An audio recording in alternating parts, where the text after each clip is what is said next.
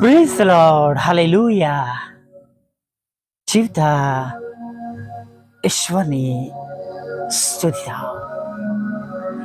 સાધના વખતે ફરીવાર તેઓનું પવિત્ર રોડું નામ લેવાના માટે તમને અને મને આ સુંદર સમય મળ્યો છે, તક મળી છે. તેના માટે પ્રભુની સ્તુતિ કરીએ.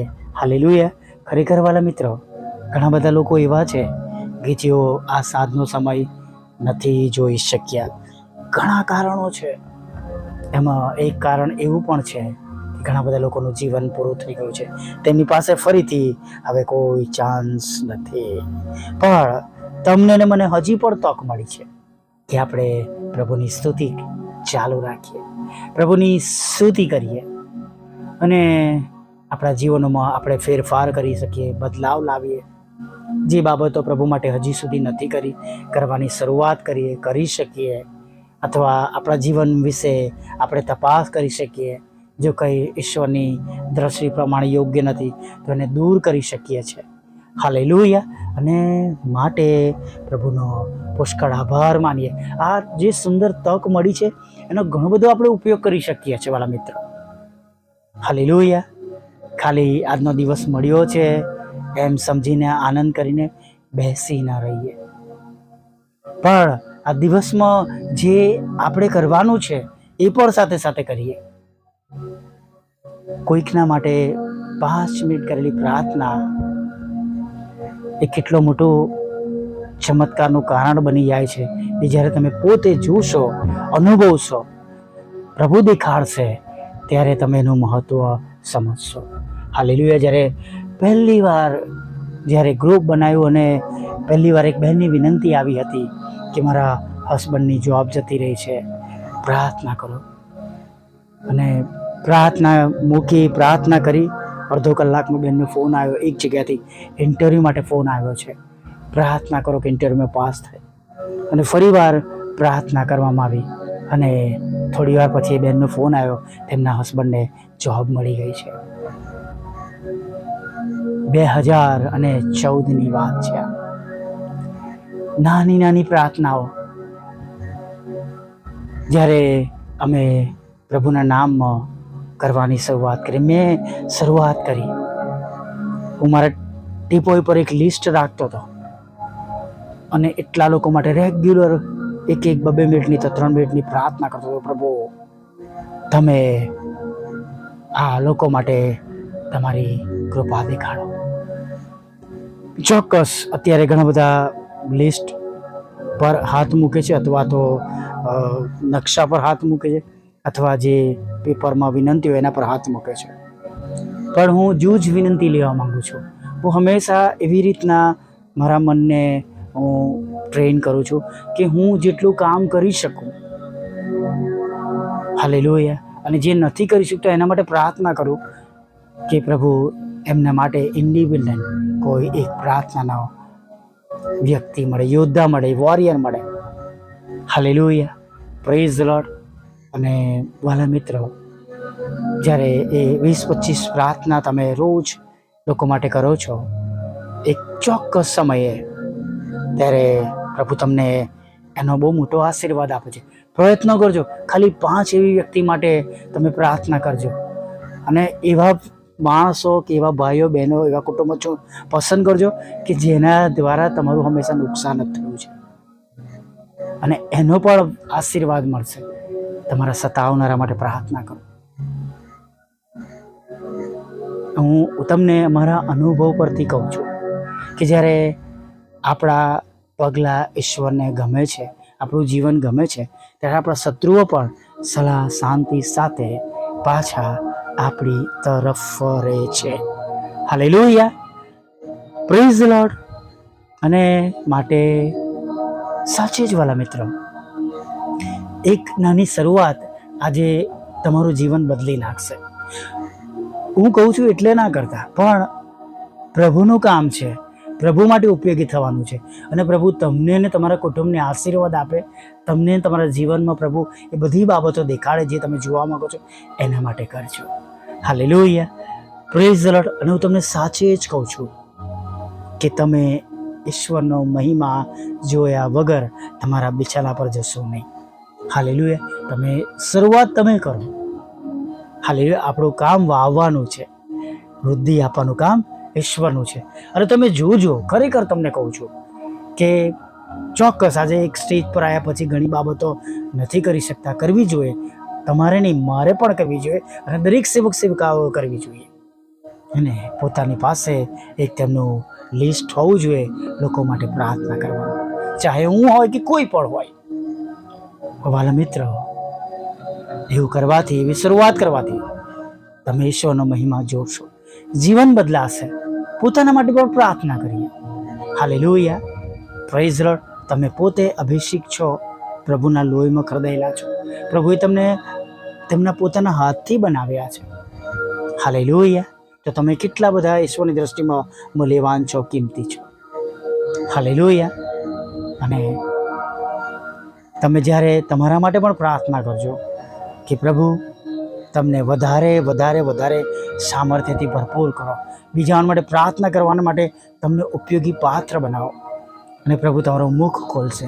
આજે તમે ઘરમાં પ્રાર્થના કરો છો, કાલે તમે જાહેરમાં સ્ટેજ પરથી હજારો લોકો માટે પ્રાર્થના કરતા આવશો. જેમ તમારું મુખ ખુલશે, તમારા મુખમાંથી શબ્દો નીકળશે, અને પ્રભુ એમ તમારા બોલવા પ્રમાણે કાર્ય કરશે. તમે જોશો ત્યારે તમે કહેશો, આપણા ઈશ્વર કેટલા અદ્ભુત છે, કેટલા મહાન છે. તમારો પ્રેમ ઈશ્વર પ્રત્યેનો વધી જશે. પ્રભુને જોવાની, મળવાની તમારી જે રીત છે બદલાઈ જશે. વાલા મિત્રો, જેમ હું પહેલાં કેઝ્યુઅલ ખાલી પ્રાર્થના કરવાની છે, પ્રાર્થના કરી લીધી, અને પણ હવે ખબર પડે છે કે પ્રાર્થના એક્ઝેક્ટલી જ્યારે આપણે કરીએ છીએ ત્યારે ઈશ્વરના કેવા મોટા મોટા કામો થાય છે. પ્રભુ કેવા આપણે માટે મોટા મોટા મહાન કામો કરે છે. હાલેલુયા. આપણા પ્રભુ કેટલા મહાન છે, કેટલા મોટા છે, અને તે એકલા જ ઈશ્વર છે. એ બાબતોનું જ્ઞાન ડાપણ આપણને પ્રાપ્ત થશે, અને આપણા ઈશ્વરને મળવાની રીત પણ બદલાઈ જશે. હાલેલુયા. Praise the lord. આ બધી બાબતો સનાતન સત્ય છે, અને જો તમે એ પ્રમાણે કરશો તો તમે તમારા જીવનમાં ઈશ્વરનો મહિમા જોશો. હાલેલુયા. Praise the lord. ચોક્કસ વિશ્વાસ કરશો તો મહિમા જોશો, એવું લખવામાં આવ્યું છે. પણ હું તમને કહું છું કે જો તમે પ્રભુના નામે નાની નાની પ્રાર્થનાઓ કરશો તો તમે એનું ફળ તમે 100% જોશો. હાલેલુયા. લોકોના જીવનોમાં કાર્ય થશે, તેનો આશીર્વાદ તમને પણ મળશે. પ્રભુના આશીર્વાદો પ્રાર્થના દ્વારા જે મળે છે, ડબલ એન્ટ્રી દ્વારા છે. જેઓ એકાઉન્ટ્સ ભણેલા હશે એમને ખબર છે, ડબલ એન્ટ્રી, બે તરફ એન્ટ્રી થાય. બીજાને પણ મળશે, આપણને પણ આશીર્વાદ મળશે. અહીંયા પણ આશીર્વાદ મળશે, અને સ્વર્ગમાં પણ તેનો આશીર્વાદ આપણને મળશે. Praise the lord. હાલેલુયા. નાની નાની પ્રાર્થના શરૂ કરીએ, લખી રાખીએ. 2 વ્યક્તિ, 3 વ્યક્તિ, 5 વ્યક્તિ, 10 વ્યક્તિ શરૂઆત કરીએ. લિસ્ટ રાખવાનું, ખિસ્સામાં જ રાખવાનું. જ્યારે સમય મળે ત્યારે બેસીને પ્રાર્થના કરીએ. હાલેલુયા. મોબાઈલમાં તમે રિમાઇન્ડર બનાવી શકો છો. તમે નોટ્સ હવે તો મોબાઈલમાં જ તમે ટાઈપ કરી શકો છો. તમે રિમાઇન્ડર મૂકી શકો છો કે આ મિનિટે મારે આ વ્યક્તિ માટે પ્રાર્થના કરવાની છે. તમે તમારા મોબાઈલનો શ્રેષ્ઠ ઉપયોગ કરી શકો છો રિમાઇન્ડર એલાર્મ દ્વારા, કે 1 વાગે, 12 વાગે, કે સાંજે 5 વાગે, 6 વાગે, રાતે સૂતા પહેલાં તમે.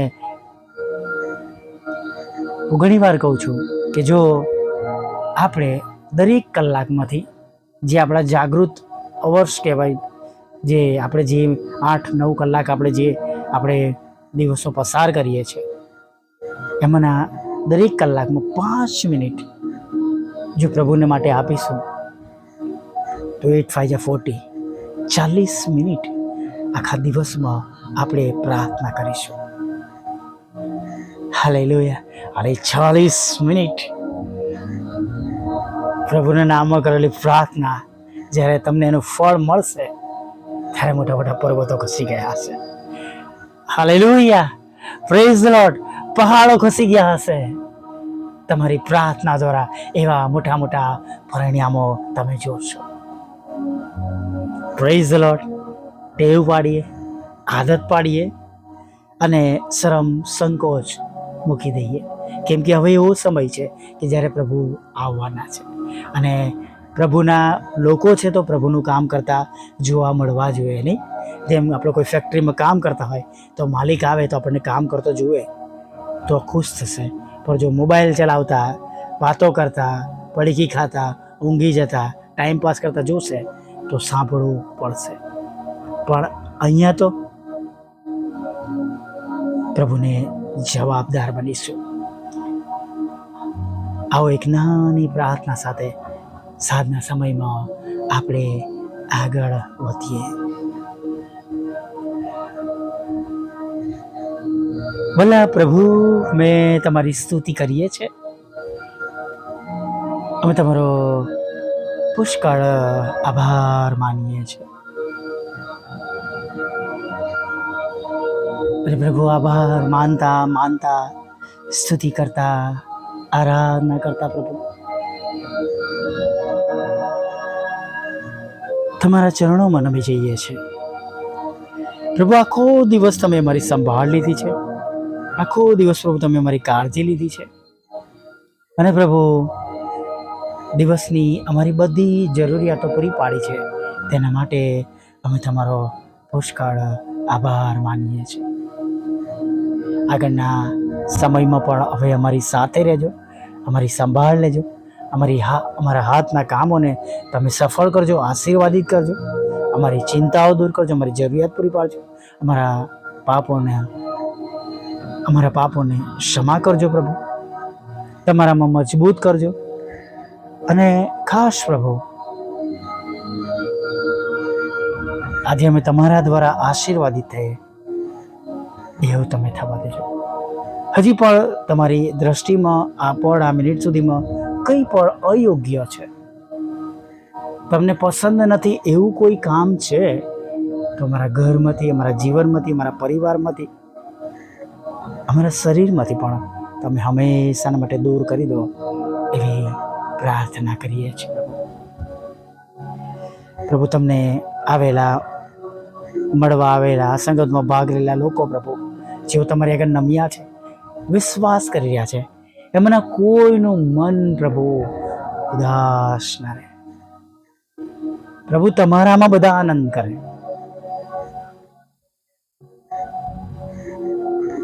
કોઈ દુઃખ હોય તો પ્રભુ તમે હમણાં જ દૂર કરી દો.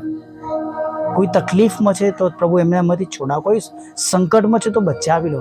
કોઈ મુશ્કેલીમાં છે પ્રભુ તમે સહાય કરો. પ્રભુ,